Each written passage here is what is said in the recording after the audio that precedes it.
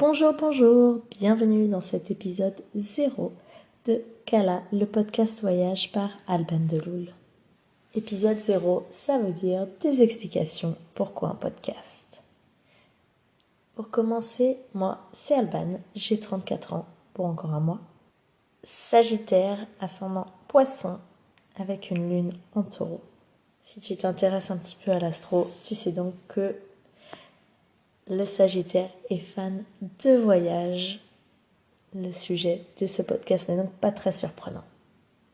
Et je te confirme, ce que j'aime par-dessus tout, c'est les voyages et les sunsets.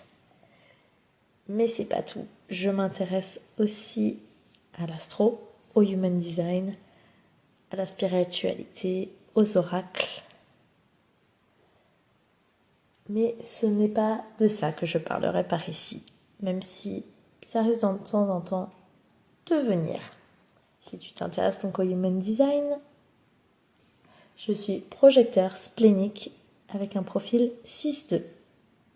Et côté professionnel, je masse, je guide des méditations au son de ma voix ou du tambour chamanique et j'anime des ateliers d'art-thérapie et de human design au cours d'événements. Donc si tu organises un enterrement de vie de jeune fille, un week-end entre amis, un moment bien-être, un salon, une retraite, un séjour, tu peux venir faire appel à moi pour pouvoir proposer mes services.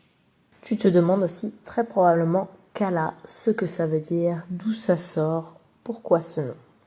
Alors Kala, déjà, ça vient du langage des chamans Kauna d'Hawaï. Les chamans Kauna, donc qui viennent de l'île de Hawaï, sont connus pour transmettre de génération en génération des techniques de massage qui sont uniques, que l'on retrouve en Occident dans les massages que l'on appelle soit hawaïens, soit lomi lomi nui. Ce qui est important pour eux, c'est de permettre de passer un moment unique. Parce qu'ils ont conscience que le massage, c'est quelque chose de particulier. Ce massage invite particulièrement au voyage à l'évasion et recrée le mouvement des vagues, parce qu'il est fait avec les avant-bras. Ces chamans ont 7 principes qui reposent autour de l'énergie. Ils ont conscience que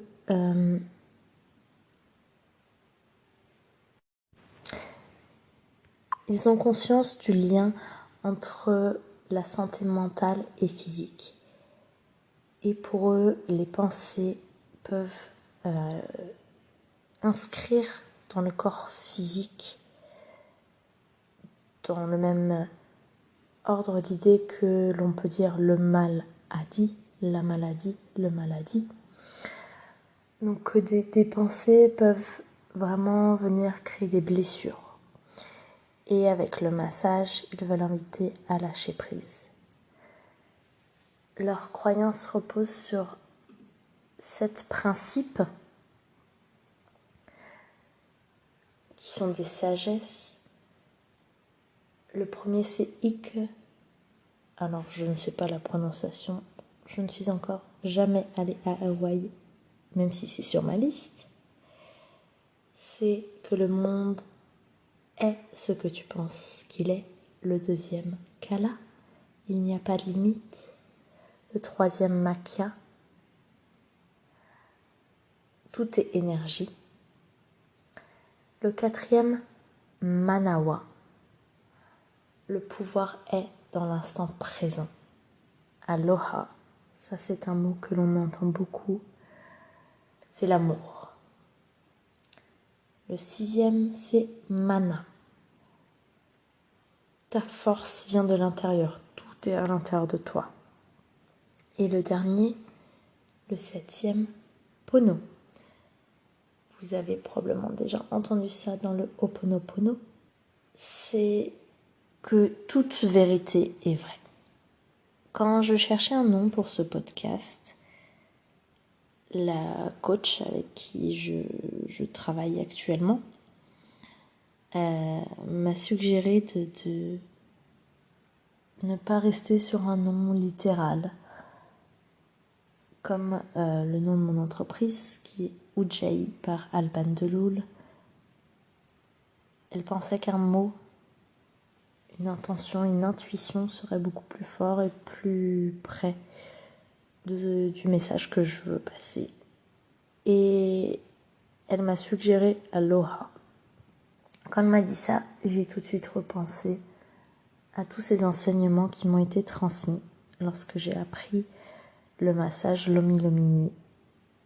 Et je me suis dit qu'effectivement, l'enseignement de ces chamans qui m'a énormément touchée, qui me parle beaucoup et qui m'a donné vraiment envie d'aller à la rencontre de leurs descendants, je me suis dit que ça pouvait parfaitement illustrer le message que j'ai envie de faire passer.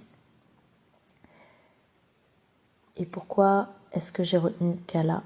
Parce qu'il représente la liberté. La liberté, c'est la valeur la plus forte chez moi. La liberté symbolise bien sûr le voyage, ou plutôt le voyage symbolise la liberté. Tout dépend comment on peut voir les choses. Mais c'est aussi la liberté de changer d'avis. Moi, je vois ça comme l'ouverture d'esprit et c'est ce que permet le voyage. Et c'est aussi ce que j'ai envie de permettre avec ce podcast, en te faisant connaître des nouvelles cultures, des nouveaux lieux, des nouveaux voyages. Ça peut t'aider à ouvrir ton esprit. Alors voilà pourquoi ce nom. Maintenant, pourquoi un podcast voyage ? Le voyage, c'est une seconde nature pour moi. Je l'ai dit, je suis Sagittaire, donc ça fait partie de moi. J'ai toujours voyagé depuis toute petite avec mes parents. La première fois que je suis partie sans eux, j'avais 7 ans, c'était un voyage scolaire. La première fois que j'ai pris l'avion toute seule, j'avais 12 ans. Alors c'était pour aller rejoindre mes grands-parents dans le sud de la France, mais quand même. J'aime voyager, ça m'anime. Et ce que j'aime par-dessus tout, c'est découvrir et partager ce que je découvre.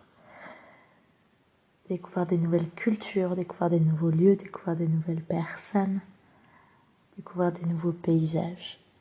J'adore ça, ça me fait vibrer.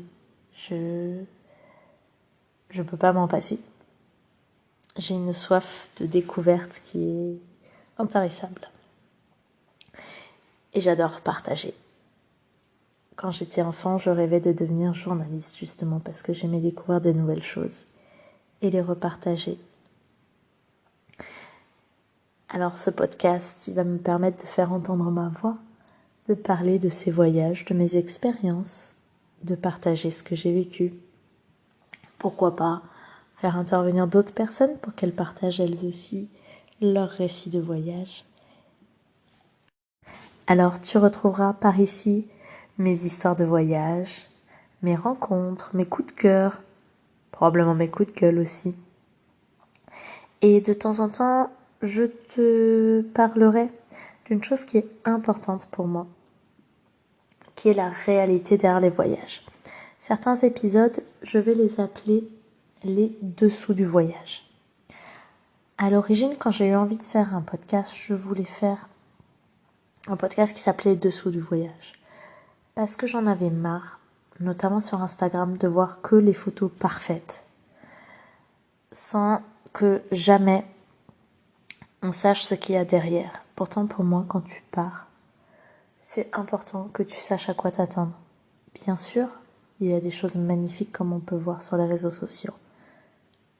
Mais c'est pas tout. Le yin, le yang, tout n'est pas bien, tout n'est pas mal. Et pour moi, les images qu'on voit ne reflètent pas la réalité. C'est important d'avoir tous les éléments avant de partir. Alors j'ai envie de parler de ça. Je ne sais pas encore à quelle fréquence seront ces épisodes. Je verrai au feeling. Mais ce qui est sûr, c'est qu'ils seront bien présents. Je suis du genre nature peinture et sans filtre, donc ici tu retrouveras beaucoup d'authenticité, qui est aussi l'une de mes valeurs, comme la liberté, la joie et la simplicité. Donc tu vas retrouver ça au fil des épisodes, en plus de mes anecdotes, de mes aventures, de mes histoires, de mes rencontres, de mes découvertes. Je te souhaite une très belle écoute. Je te dis à très bientôt.